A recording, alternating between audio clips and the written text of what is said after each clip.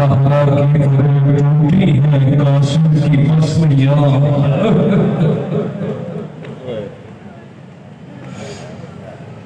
آپ بلا تاخیر زینت نمبر ہوا چاہتے ہیں خطیب عالم اسلام خطیب آل عمران مفسر القرآن اپنے بیان کو دلائل اور براہین سے مزین کیے ہوئے سرکار علامہ سید کمال حیدر رضوی صاحب معاف کراچی اختتام مجلس پر بابا جی کل میں نے ایک شعر لکھا آج کے حوالے سے اختتام مجلس پر جو شبیہات برآمد کروائیں گے کہ ٹکڑوں میں جو بٹا ہے وہ حسن کا خون ہے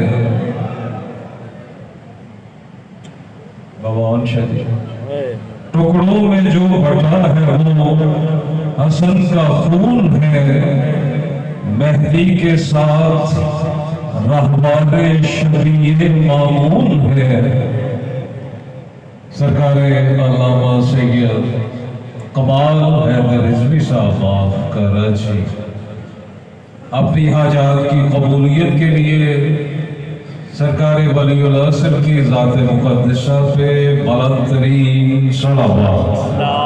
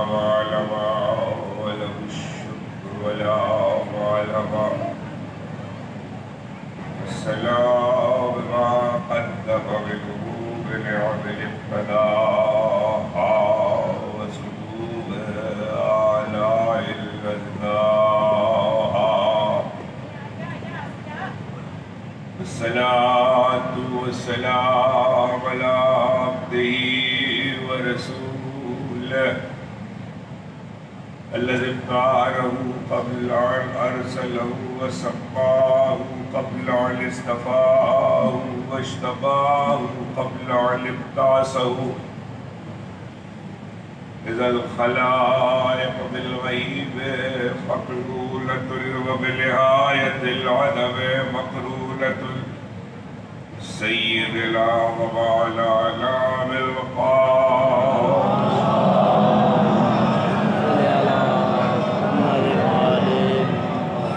وأهل بيته الذي لا ذهب الله والغرس وطهره تطهيرا على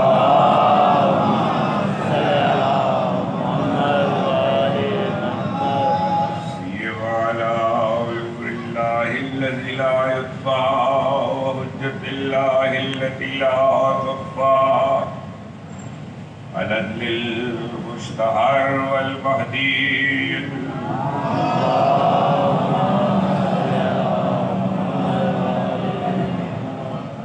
هو العلة الدائمة الباقية ولا أعدائهم والكرم إليهم مغاصب حقوقهم أجمعين في يوم ظلمهم إلى يوم الدين.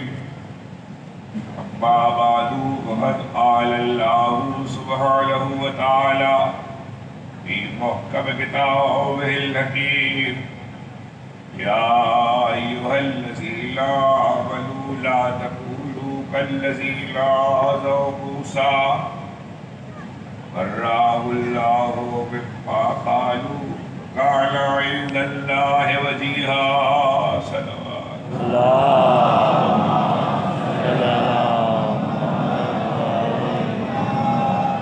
ایک مرتبہ اور بلند آواز سے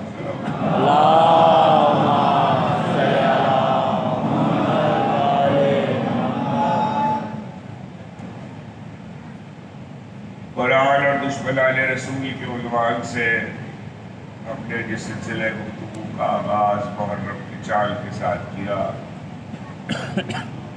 وہ اپنے 7ویں مرحلے میں ہے.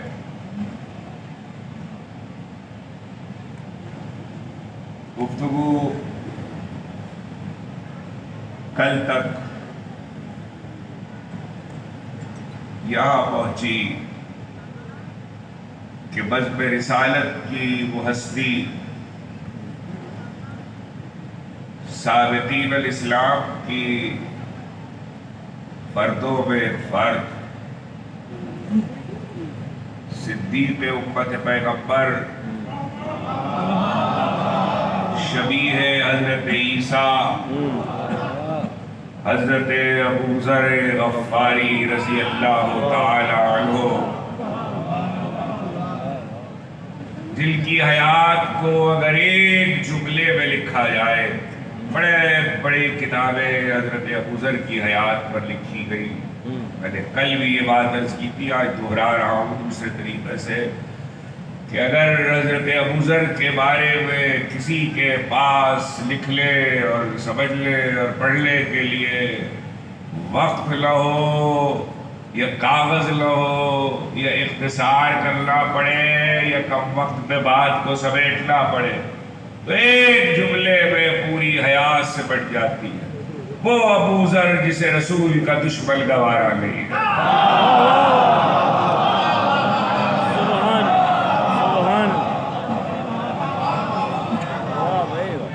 وہ ابو ذر جسے رسول کا دشمن گوارا نہیں ہے. اور پھر ظاہر ہے کہ چونکہ اگر ترتیب قائم ہو کہ کس نے کس وقت اظہار اسلام کیا یا اعلان اسلام کیا یا قبول اسلام کیا، تو متفق ہے محدثین مورخین مفسرین کہ چوتھا نمبر ہے حضرت ابو ذر کا. جب وہ تشریف لائے اور یہ بتلا چکا پرسوں کی مجلس میں کہ ان کا ایک کریڈٹ اور یہ ہے کہ انہوں نے خدا کو ماننے کا اعلان تو جب کیا سو کیا، مگر بتوں کو کبھی نہیں مانا.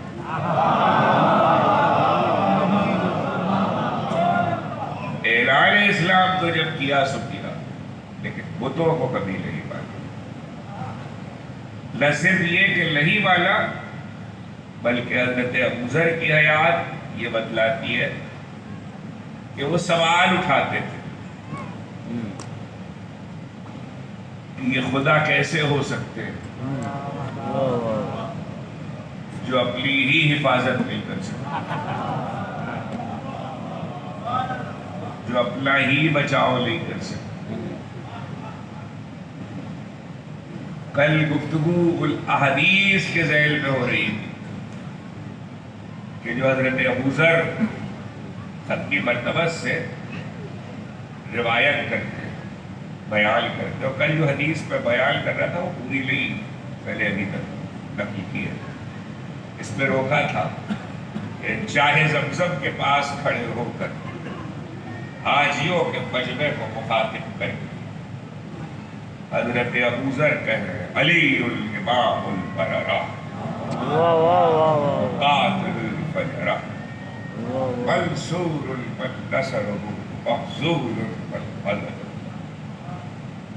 چاہے زمزم کے پاس حاجیوں کے مجمع کو مخاطب کر کے ابو ذر کا علی نیکوکاروں کا امام ہے، فاجروں کا قاتل، فاجروں کا قتل کرنے والا، خدا نے اس کی نصرت کی جس نے علی کی نصرت، واہ واہ واہ بھائی واہ بھائی واہ خدا نے اسے چھوڑ دیا جس نے علی کو چھوڑ دیا۔ واہ واہ اور یہ رسول سے نقل کر رہے ہیں، اور جب کہتے ہیں تو بات کو یہاں سے شروع کرتے ہیں، پہلے اپنے سچے رسول سے سنو، واہ واہ واہ پہلے اپنے سچے رسول سے سنا۔ کعبے کے حاجیوں کی بھیڑ میں علی کے فضائل سنائے جائے، کم سے کم حضرت ابو ذر کے 2 بار ہی صحیح، 2 بار ہی صحیح اس عمل نے یہ بتلایا کہ دیکھو صرف ایک شرط ہے، اور اسے سب صرف ایک شرط ہے، مقام تقدیس کا ہو، تقدس کا ہو، باقی کوئی شرط نہیں ہے۔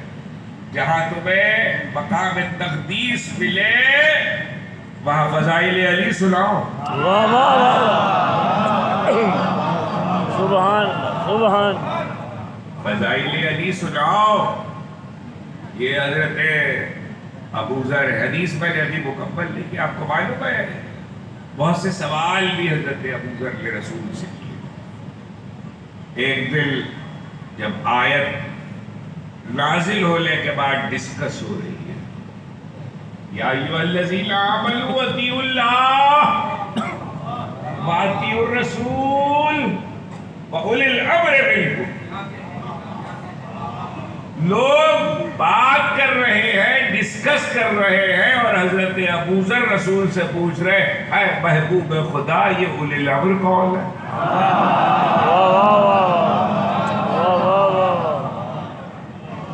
اے محبوب الہی یہ اولی الامر کون ہے؟ اچھا اس سے پہلے کہ میں آپ کو حضرت ابو ذر کے سوال پہ رسول کا جواب سناؤں، میں رات کالی کوٹھی کے مجلس میں جو ہے آپ موجود تھے، ان کو یاد ہوگا کہ میں ایک فقرہ کہہ رہا تھا اس آیت کے ذیل میں کہ قرآن فہمی میں کچھ چیزیں بڑی لاجیکل ہیں، ذرا سی عقل کا استعمال کیجئے تو بہت سے نتائج خود ہی سامنے آ جائیں۔ اطاعت کرو اللہ کی، اطاعت کرو رسول کی اور اولی الامر کی۔ اہم بات تو یہ ہے کہ آیت میں اولی الامر کی فضیلت پہ گفتگو نہیں ہے، اطاعت پہ۔ یہ ہے بات، اطاعت پہ۔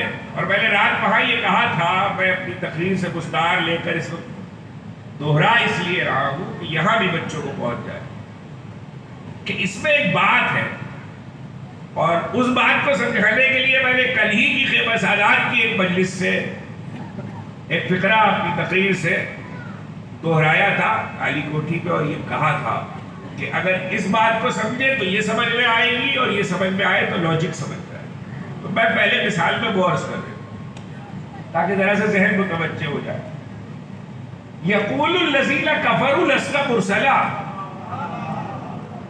کافر کہتے ہیں کہ تم رسول نہیں ہو۔ قل کہہ دو کفا باللہ شہیدا بینی وبینکم ومن عندہ علم الکتاب، تم کہہ دو اے حبیب کہ کافر کہتے ہیں کہ تم رسول نہیں ہو، تو تم کہہ دو کہ تمہاری گواہی کے لیے ایک اللہ کافی ہے اور ایک وہ کافی ہے جس کے پاس کتاب کا علم ہے۔ سنی ہوئی آیت ہے، یقیناً ذہن نشین ہے، ہونی چاہیے۔ اگر ذہنوں میں نہیں ہے کسی کے بچے کے ذہن نشین تو ہونی چاہیے۔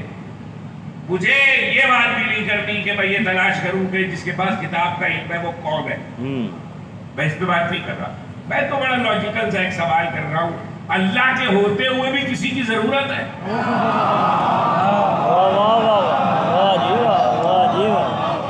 بس یہ میں نے وہ سمجھانے کے لیے بات کی جو اب آپ سے آیت پہ واپس آگے کہہ رہا ہوں. ہوتے ہوئے, اللہ کے ہوتے ہوئے بھی گواہی کے لیے کسی اور کی ضرورت ہے؟ اگر یہ ہوتے ہوئے سمجھ میں آ رہا ہے تو واپس آئیے آیت پر. یا ایھا الذین آمنوا اطیعوا اللہ واطیعوا الرسول واولی الامر منکم. اطاعت کرو اللہ کی, اطاعت کرو رسول کی اور اولی الامر کی. اطاعت رسول کے ہوتے ہوئے اولی الامر کی اطاعت. واہ واہ واہ واہ واہ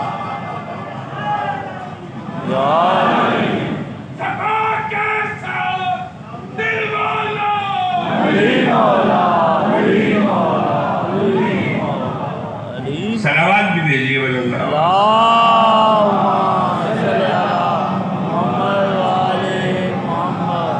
اطاعت رسول کے ہوتے ہوئے. ابھی بہت سے میرے بچے نہیں سمجھے اس بات کو کہ میں نے یہاں ہوتے ہوئے سے کیا مراد لی ہے. اطاعت رسول کے ہوتے ہوئے اولی الامر کی اطاعت. اب میں فرض کر رہا ہوں, یہی بات میں نے رات کہی تھی کہ فرض کر رہا ہوں, فرض کر لیجئے کہ اگر رسول کہے ادھر جاؤ, مجھے نہیں پتا اولی الامر کون ہے, میں نہیں جانتا بھائی, میں جاہل آدمی. اللہ اکبر اللہ اکبر.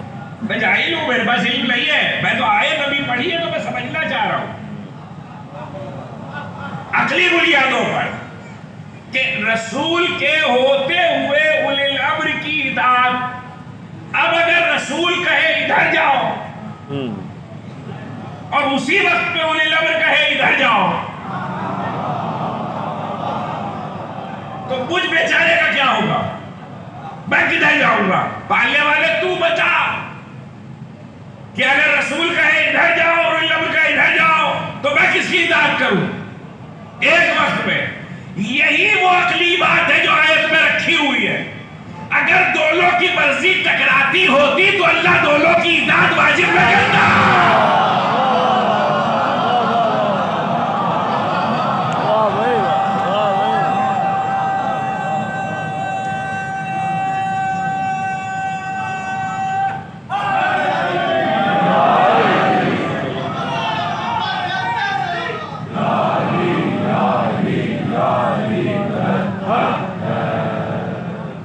صلوات بھی بھیج دیجیے. اللہم صلی علی محمد وعلی محمد. اگر دونوں کی مرضی ٹکراتی ہوتی تو اللہ دونوں کی اطاعت کو ایک وقت پہ لازم نہ کرتا. اب یہ مجھ سے کوئی نہ کہے کہ یہ ایک وقت آپ نے کہاں سے نکال لیا. پہلے تو کوئی روایت آپ کو نہیں سنائی, کوئی حدیث نہیں سنائی, میں تو آیت پہ بات کر رہا ہوں. اطیعوا اللہ آیت رکھی ہوئی ہے. اب یہ وہ بات ہے جو میں نے رات بھی لی تھی, اب آپ سے کرتا ہوں. اطیعوا اللہ اطاعت کرو اللہ کی, اطیعوا الرسول اطاعت کرو رسول کی, واولی الامر اور اولی الامر کی اطاعت. اب مجھے بتائیے کہیں بریکٹ لگا ہوا ہے؟ جب اللہ کی اطاعت کا زمانہ ختم ہو جائے تب رسول کی اطاعت کرنا.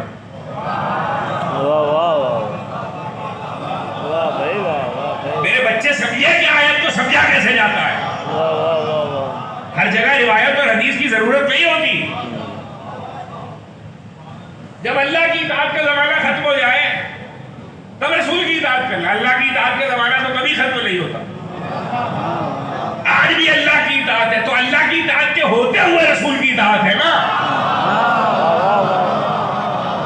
اور یہی دلیل ہے اس بات کی کہ رسول خلاف مرضی الہی نہیں چلتا. دونوں کی مرضی ایک ہے. تو اب جب وہاں بریکٹ نہیں لگا تو یہاں بریکٹ کہاں لگا ہے کہ اطیعوا الرسول واولی الامر منکم.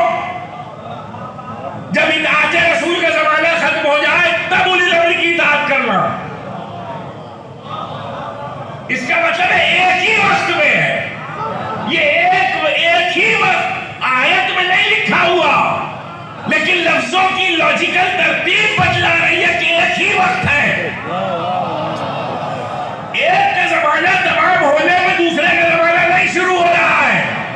ایک ہی وقت وقت ہے، اور یہ صرف اس آیت میں نہیں ہے، یہ بہت سی آیتوں میں ہے۔ آگے یہ کہاں ہے ابھی بتاتا ہوں، انما ولیکم اللہ ورسولہ والذین آمنوا الذین یقیمون الصلاۃ ویؤتون الزکاۃ وهم راکعون۔ تمہارا ولی اللہ ہے، اس کا رسول ہے، اور وہ جو حالت رکوع میں زکات دے رہا ہے ایک ہی وقت میں ہے۔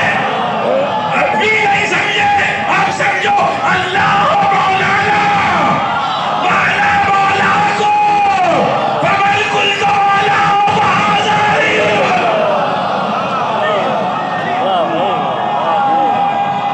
آج چھٹی پتہ ہی تو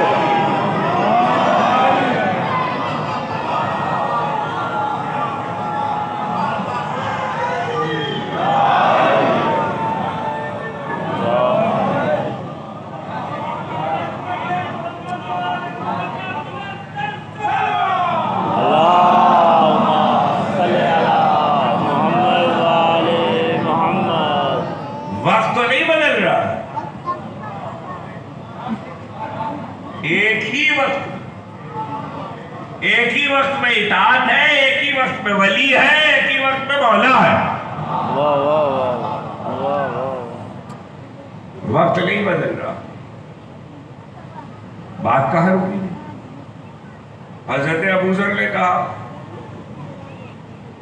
یا رسول اللہ، لوگ ڈسکس کر رہے ہیں، حضرت ابوذر نے کہا یا رسول اللہ پالو یہ کون ہے؟ وہ لے لو۔ رسول نے کہا 12 ہے۔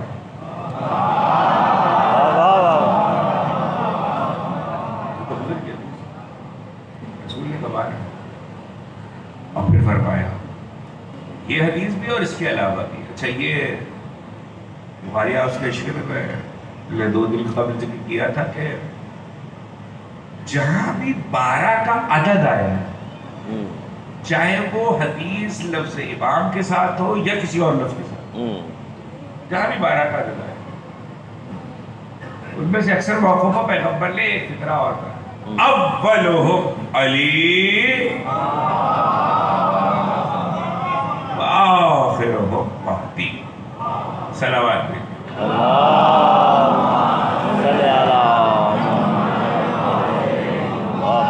ایک شاندار صلوات بھی۔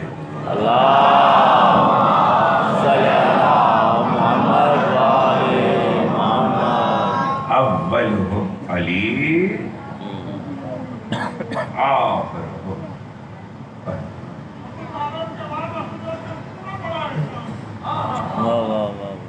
پہلا علی، آخری، اور اس کی بلاغت ہمیشہ کہا جب پڑھا ہے یہ فقرہ، جب پڑھنے کی سعادت حاصل کی ہے، ہمیشہ کہا کہ اس کی بلاغت ہمیشہ سننے والے یاد رکھے اور فقرے کو یاد رکھنے والے یاد رکھے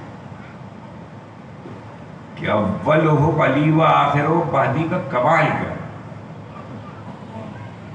علی پہلا، اور علی 12 اماموں پہ جتنی حدیثیں آئی ہیں کہ جس میں رسول سے پوچھا گیا، بعض تو سائے سکتا ہے، دل میں ایک تعین اور ہے کہ قریش سے ہوں گے، اور لفظیں مختلف ہیں۔ اس کے علاوہ حضرت حجت علیہ السلام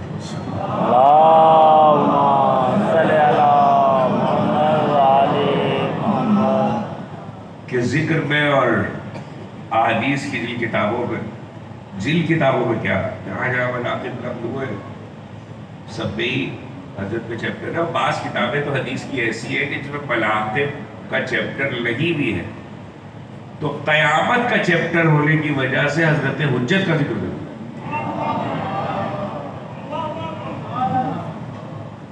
امام مہدی علیہ السلام کا ذکر،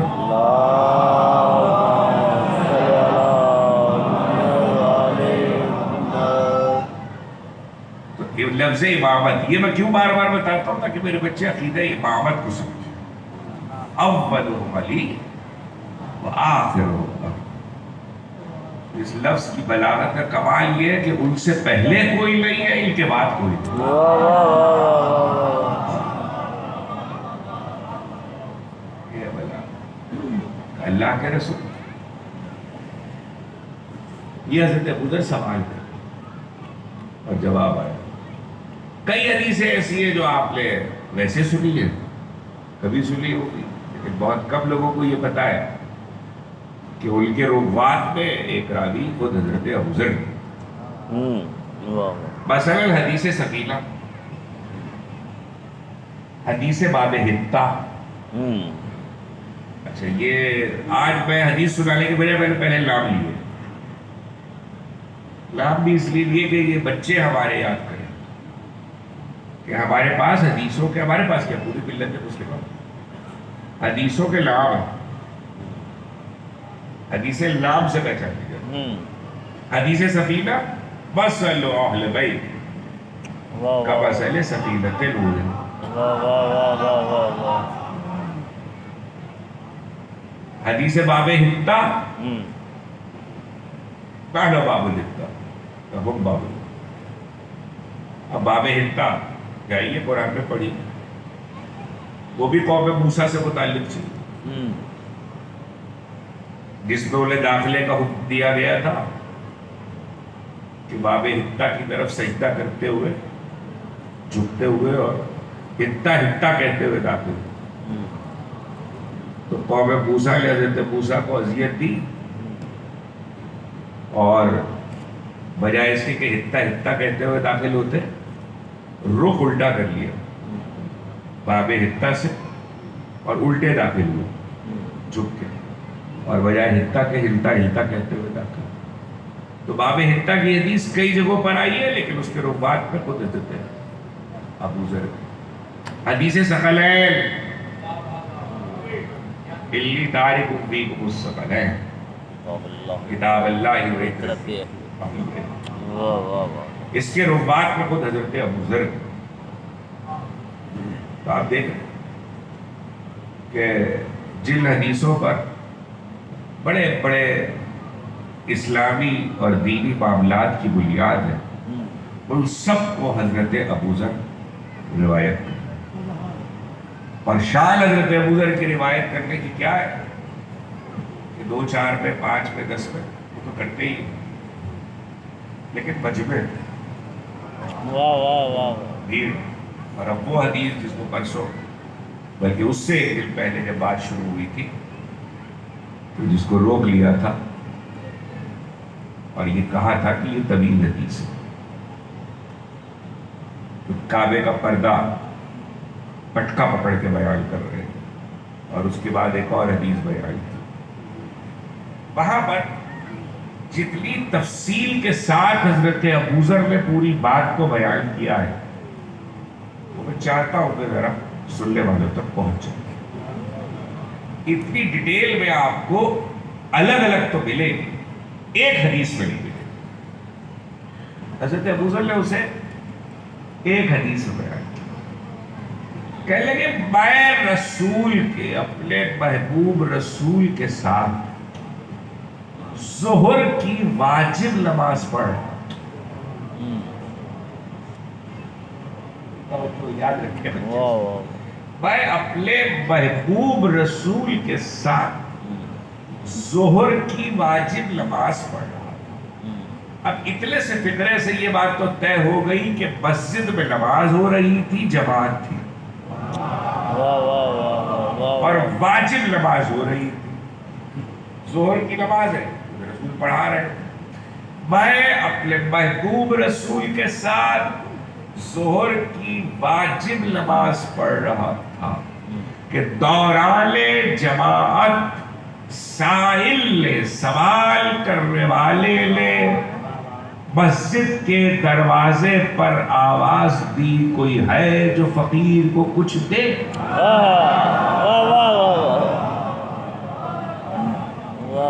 اچھا ایک بات آپ سے پوچھوں، برا نہ مانیے، اگر آج ابھی جماعت ہو رہی ہو مسجد میں، ابھی اس وقت، مطلب فرض کر لیجیے نماز کا وقت ہے، جماعت ہو رہی، اور مسجد کے دروازے پہ آگے کوئی زور سے فقیر آواز دے رہے ہیں، ریئیکشن کیا ہوگا؟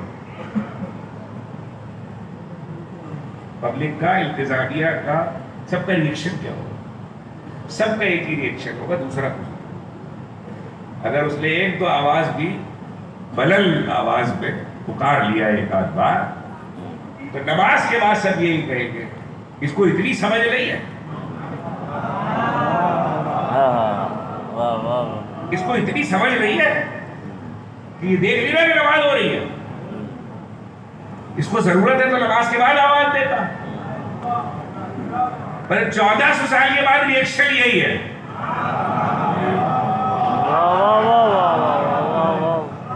لیکن 1400 سال پہلے جہاں اسلام آیا وہاں یہ ریئیکشن نہیں ہے، تو ہمیں خود سوچ لینا چاہیے کہ 1400 سال کے بعد ہمارے رویے کہاں تک اسلام پر ہیں، کہ ہمارا ریئیکشن تو یہی ہے، اب نااہلی کی بنیاد پر ہے، جہالت کی بنیاد پر ہے، جس بنیاد پر بھی ہے، ارے نماز خراب کر دی ہماری۔ رسول کی مسجد پڑھنے والے اصحاب کرام رضوان اللہ تعالی علیہ مجمعین، قرآن اور اسلام علیہ کے دور کے جنگید اور اکابر لوگ، پڑھانے والا رسول نہ یہ ٹوک رہے نماز کے بعد، نہ وہ ٹوک رہے، اور وہ پکار رہا ہے کوئی ہے۔ اب مجھے ایک بات یہ بھی پوچھ لی ہے، چاہے کسی کو کیسا ہی محسوس ہو، کہ فقیر کافر تھا یا مسلمان؟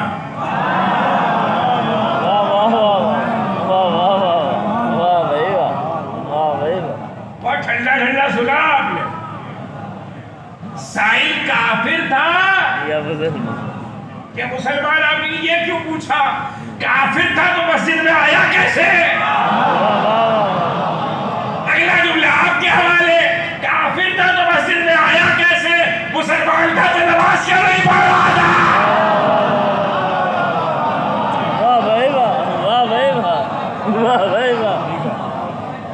کیا بات، کیا بات۔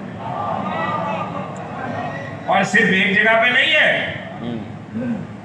یہ تو میں آپ کو حضرت ابو ذر سے نقل ہونے والی حدیث سنا رہا ہوں جسے مفسرین نے اور محدثین نے نقل کیا، ورنہ اس کے علاوہ بھی یہ واقعہ کئی طریقے سے نقل ہوا ہے۔ کافر تھا کہ مسلمان؟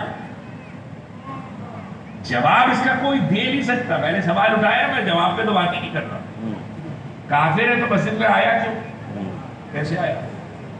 اور اگر مسلمان ہے تو نماز کیوں نہیں پڑھ رہا؟ پہلے نماز پڑھو۔ اچھا یہ طے ہے کہ جتنی حدیثیں آئی ہیں اس میں یہ بات طے ہے کہ اس نے آواز دوران نماز کی۔ دیکھیے اگر مسجد میں 5 10 15 20 لوگ ہیں، کوئی نوافل پڑھ رہا ہے، تعقیبات پڑھ رہا ہے، کوئی دوگالے ادا کر رہا ہے اور کوئی پکار رہا ہے تو سمجھ میں آتا ہے، ساری کی ساری مسجد نماز پڑھ۔ اچھا اب آپ یہ کہیں گے کہ شاید کوئی کہے، لیکن آپ نہیں کہتے، میں کہتا ہوں، میں جاہل آدمی میں کہتا ہوں، وہ بیچارہ دور سے آیا تھا، اسے پتہ نہیں تھا کہ نماز ہو، کتنی دور سے آیا تھا، مسلمان تھا، اذان کی آواز کان میں نہیں آئی تھی۔ اس کا مطلب ہے اسے یہ بھی پتا تھا کہ یہ وقت نماز ہے۔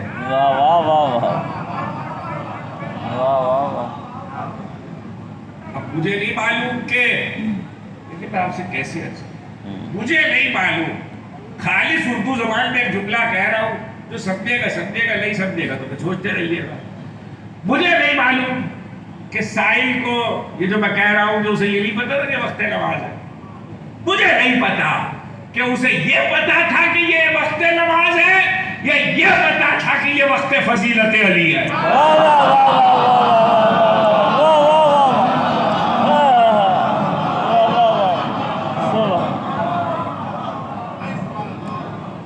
سلامات بھیجیے ولی اللہ آواز۔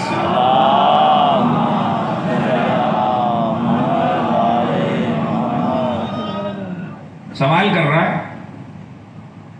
حضرت ابوذر کہہ رہے ہیں کہ نماز تمام ہوئی. مجھے معلوم ہے آج بھی مکمل نہیں ہوگی روایت، طویل حدیث ہے، مجھے ایک جملے پہ رکنا ہے. اس کہ نماز تمام ہوئی، وہ رسول کے سامنے سے گزرا. ابھی تو میں نے یہ بھی آپ کو نہیں بتایا کہ اس نے پوری آواز کیا دی ہے جو حضرت ابوذر نے بتائی. اس نے آواز بھی کوئی ہے جو سائل کے سوال کو پورا کرے. ایک بار کہا، دوسری بار. عجیب سائل ہے، جس سائل سے دنیا کو یہ کہنا چاہیے کہ تجھے دکھائی نہیں دے رہا کہ لوگ نماز پڑھ رہے ہیں، وہ لوگوں پہ یہ جتا رہا ہے کہ تمہیں سنائی نہیں دے رہا میں پکار رہا ہوں.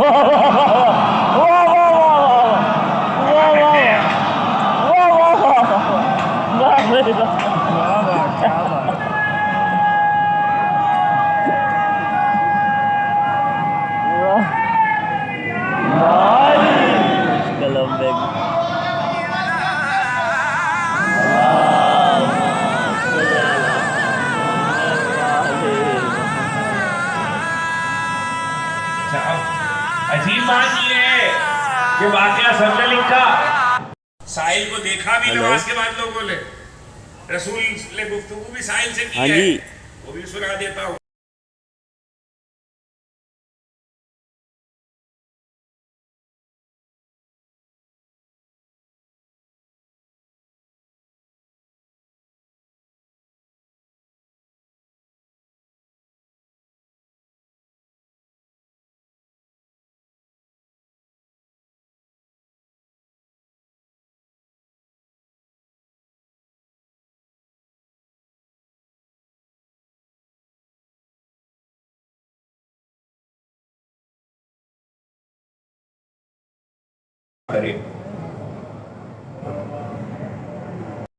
عجیب سائل ہے. حضرت ابوذر نے کہا کہ اس نے تیسری بار یہ کہا کہ پروردگارا تیرے رسول کی مسجد سے خالی آ جائے.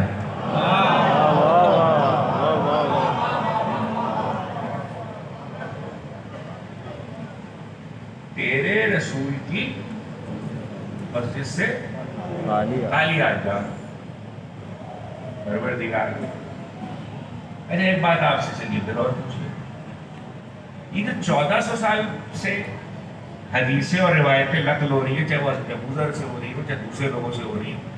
سائل نے یہ کہا، سائل نے یہ کہا، سائل نے یہ کہا. نماز ختم ہونے کے بعد سائل نے دوبارہ تو نہیں بتایا کہ پہلے کیا تھا.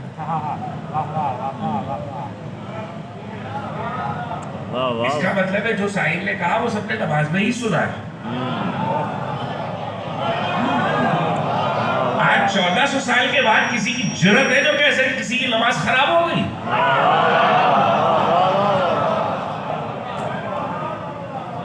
کسی کی جرت ہے جو کسی کی نماز خراب ہو گئی. سنا.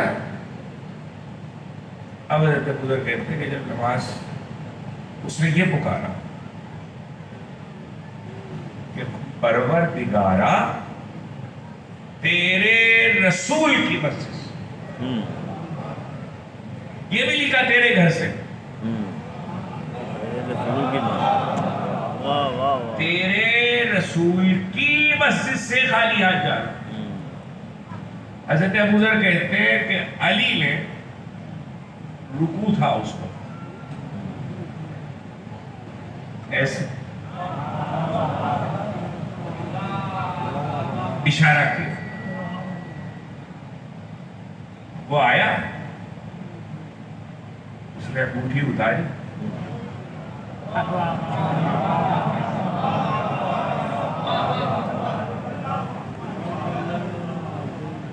مومنوں میں کیا بات کروں، سائل کتنا ذہین ہے، علی کے اشارے سمجھتا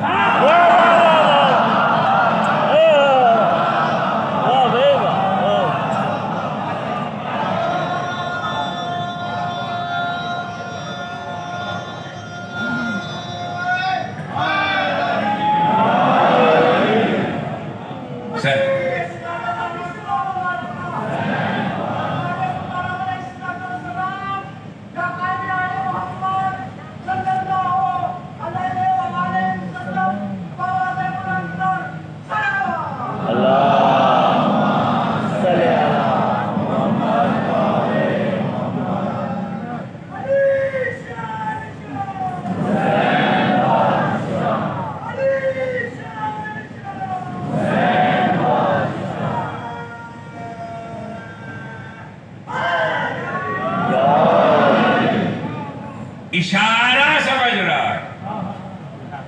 अब कुछ चीजें मैंने छोड़ दी अपने सुनने वालों को, और उनका ताल्लुक है जोग्राफिया से। मस्जिद का नक्शा बनाइए, फिर ये सोचिए कि रसूल किस तरफ खड़े होकर नमाज पढ़ा रहे हैं, वाह वाह फिर जमात को तसव्वुर कीजिए, फिर ये फर्ज कीजिए कि अली कहाँ पे खड़े हैं। वाह वाह वाह ऐसे बाकी हदीस की शरह कर। वाह फिर वाह ये फर्ज कीजिए कि अली कहाँ पे खड़े हैं, फिर ये तसव्वुर कीजिएगा कि साहिल किस दरवाजे से आया है। ये तो मैं नहीं मान सकता कि अगर सब बहुत तवील है, आखिरी फिक्रा, कि अगर सब बहुत तवील है या 20, 25, 50 आदमियों की भी सब है, तो अली बिल्कुल आखिर में कहीं खड़े। ये तो मैं नहीं मान सकता। मैं कह गया जो कहना था, ये तो मैं नहीं मान सकता कि अली बिल्कुल आखिर में खड़े हैं। इसका मतलब है अली कहीं वही है जहां रसूल खड़े हैं। मुझे सिर्फ इतना पूछना है, ये साहिल मांगले आया था यहां तक तो ठीक है, ये नमाज की सफों में घूम कहां रहा?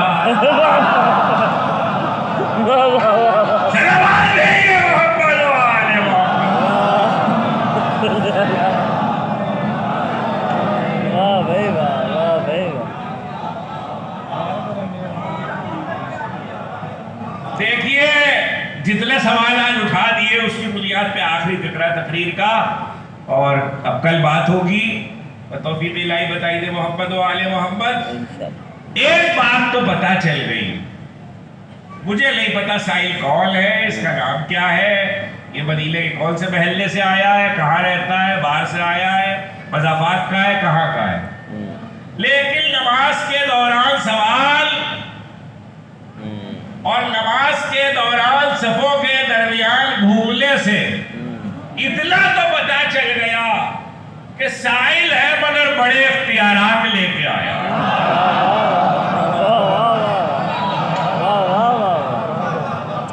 वो भी है, ये तलाश करेंगे कौन, तलाश करेंगे कि कौन है। साहिल के लिए एक हदीस आई है जो कई तरीकों से आई। आपको मालूम है वो हदीस है किससे? हजरत इमाम हसन और हजरत इमाम हुसैन।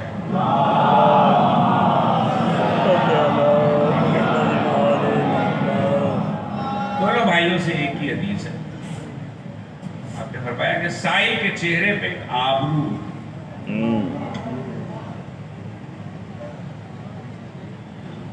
अता करने वाले को चाहिए उस आबरू की हिफाजत।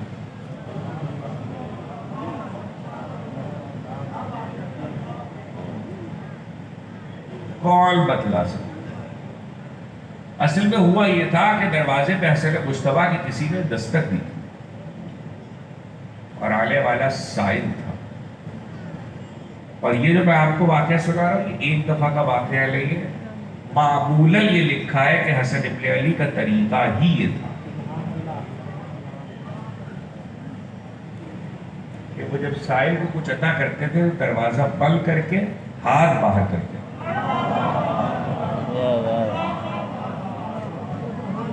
हसन इब्न अली का तरीका दरवाजा बंद करके भेड़ के और हाथ बाहर करके। किसी ने पूछ लिया फर्जंदे रसूल خاص بات سائل کے وقت سوال چہرے پہ آبرو.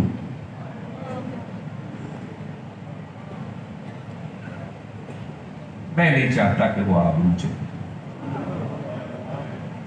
اس لیے کہ جب چہرہ نظر آتا ہے تو سائل شرمندگی محسوس کرتا ہے دینے والے کا چہرہ دیکھ کر. یہ الگ بات ہے کہ آل محمد کے در پہ سائل فخر محسوس کرتا ہے، واہ واہ. لیکن دنیا کو حسن نے سکھا دیا، دنیا کو حسن نے سکھا دیا. کبھی حسن مجتبیٰ کے اس طرز عمل کو، یہی طرز عمل امام حسین کا تھا، دونوں بھائیوں کو ایک ہی تجربہ تھا. کبھی اس طرز عمل کو سورہ دہر کی اس آیت کے ساتھ پڑھیے گا تو سمجھ میں آ جائے. لا نريد منكم جزاء ولا شکورا. ہم نہ تم سے بدلہ چاہتے اور نہ شکریہ چاہتے. اسلام جب فاقوں پہ تھا، پل رہا تھا، اسلام جب پل رہا تھا تو آل محمد فاقوں پہ تھے. اسلام کی پرورش کے دور میں زمانے کو روٹی کھلانے والے،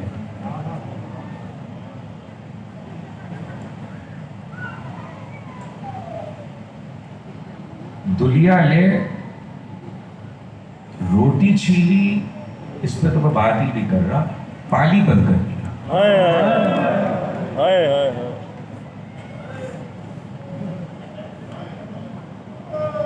آج محرم کی ساتھ ہے نا،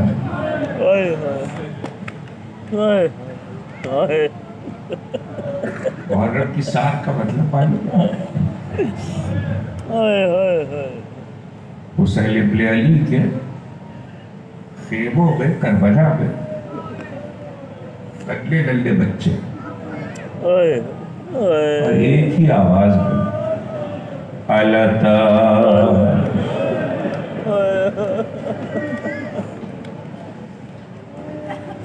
آلتش.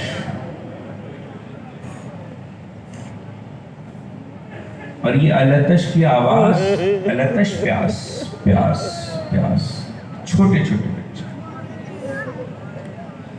اس کی شدت کو میرے اس دور کے بچے تب سمجھیں گے جب میں یہ بتلاؤں کہ وہ خیمہ جس خیمے میں مشقیں رکھی جاتی تھی، چھاگلے مشکیزیں، چمڑے کا مشق ہوتا ہے، اور چمڑے کی مشق اگر پانی ختم ہو جائے تو بہت دیر تک تر اور ٹھنڈی رہتی ہے. چار کو پہرا لگا ہے، محرم کی چار کو فرات پہ پہرا لگا. سات کو آل محمد کا ذخیرہ جو خیموں میں تھا پانی کا، وہ ختم ہو گیا. پانی کا ذخیرہ ختم ہو گیا. سات کے بعد عالم یہ تھا کہ پیاس بڑھنی شروع ہوئی بچوں کی. اب بچوں کے لیے بھی پانی نہیں ہے. تو اس لفظ التش کی شدت سمجھے ہمارے بچے آج، کہ حضرت عباس کا یہ کہنا ہے، جسے امام سجاد نے بتایا کہ جب چچا پشکیزہ لینے کے لیے اس خیمے میں گئے کہ جس خیمے میں مشقیں رکھی تھی، تو 7 سے 10 3 دن ہو گئے. مشقیں جس خیمے میں رکھی تھی اس خیمے میں چھوٹے چھوٹے بچے اپنے پیٹ پہ سے کنٹے اٹھائے ہوئے، سیلا اور پیٹ مشکوں پہ رکھے ہوئے. اللہ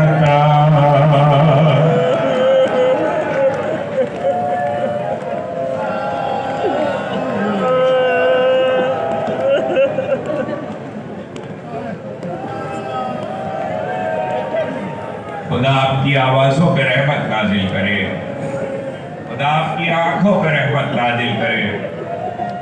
سیدہ مجھے سے آپ کے آنسو پسند ہے، ایسی گریے کی بدل آوازیں بھی پسند ہیں. آج تو ظاہر ہے آپ رولے بھی آئے ہیں, زیارت کرنے بھی آئے ہیں. محرم کی 7 کو حسن مجتبیٰ کے لال کا تذکرہ ہے. میں بہت دیر نہیں پڑھوں گا, لیکن کچھ جملے ایسے چاہتا ہوں کہ آپ سن لیں میرے. آپ کیسے سنیں گے یہ مجھے نہیں پتا. پوری قاسم کی حیات اور قربانی 2-4 جملوں سے آپ تک پہنچ رہی ہے. میں پوری عرب تاریخ کو سامنے رکھ کر آپ سے یہ کہہ رہا ہوں کہ عرب کی جتنی جنگیں ہوئی ہیں اس کے کچھ قوانین تھے جو عربوں نے طے کیے تھے. ان قوانین میں ایک قانون یہ تھا کہ لڑتے ہوئے اگر پتہ چل جائے کہ سامنے والا یتیم ہے تو تلوار میں چلے.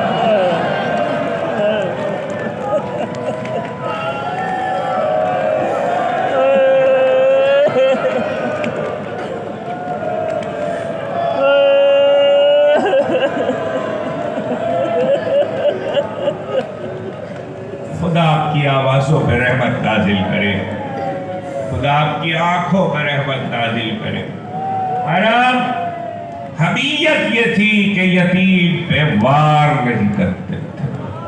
سنیے اب دوسرا قانون سنو.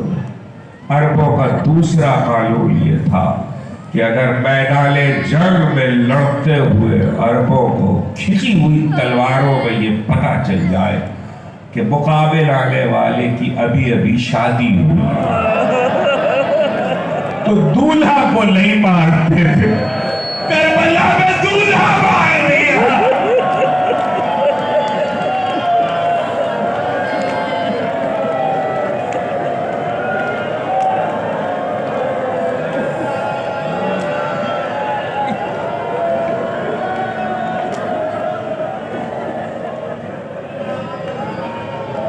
خدا تمہیں نہ رلائے کسی لوگ میں سے والوں میں حسین کے. خدا نہ رلائے کسی لوگ میں سے والوں میں اہل بیت کے. میری ماں محلے صاحبان اولاد خدا کی اولاد کی خوشیوں سے کلیجے ٹھنڈے رکھے. تیسرا فطرہ سن لو. عرب جنگ میں طریقہ یہ تھا کہ جو میدان جنگ میں جائے گا وہ لباس جنگ پہن کے جائے گا. لباس جنگ میں زرہ تھی,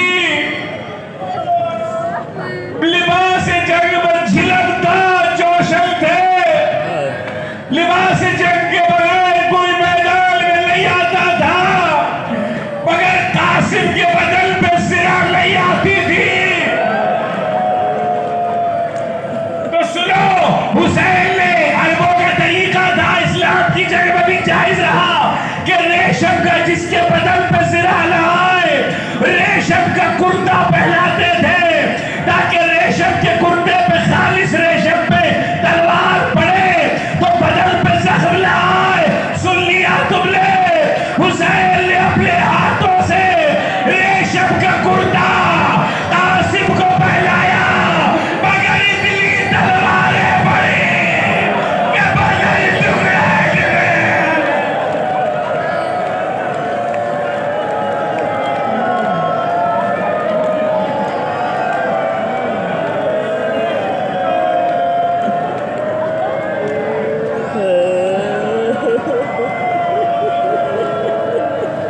تلواریں بدلائی ہیں ابھی.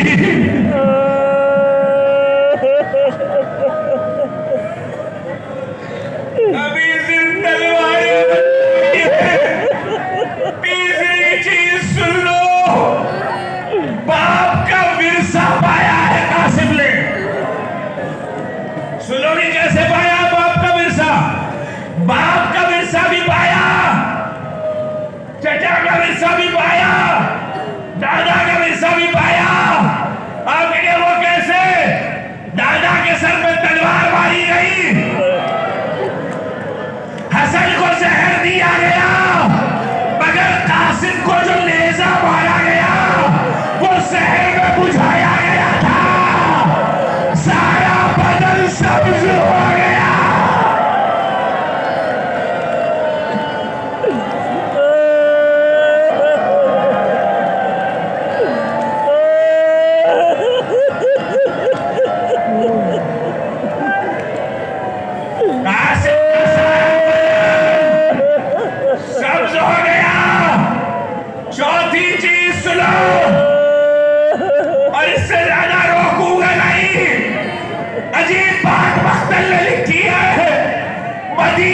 شہر سلوک میں لکھا مدینے سے جو بھی جوان اور بچہ آیا علی اصغر تو باقی گود میں آئے محمد الرمانی میں، لیکن باقی سارے بچے 15 سال سے کم عمر کے سب گھوڑوں پہ سوار آئے ہیں۔ قاسم سے حسین اتنی محبت کرتے تھے کہ قاسم کو رمائی میں بٹھا کے لائے، گھوڑے پہ سوار نہیں لائے۔ اور جب کربلا میں رخصت دی تو کسی کو حسین نے ایسے سوار نہیں کیا، قاسم کو گھوڑے میں اٹھا لیا، گھوڑے میں بٹھایا۔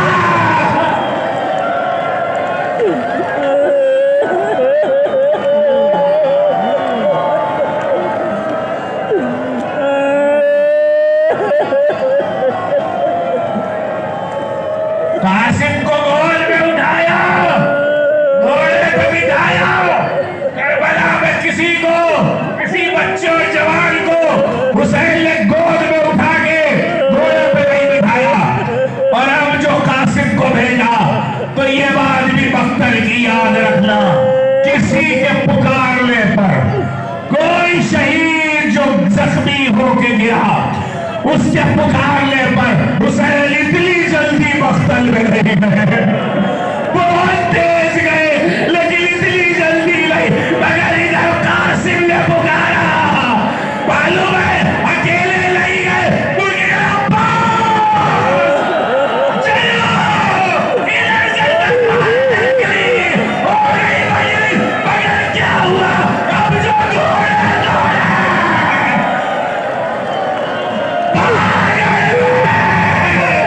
لال کی خون سے زمین لال ہو گئی، قاسم کی لاش گھوڑوں سے برابر۔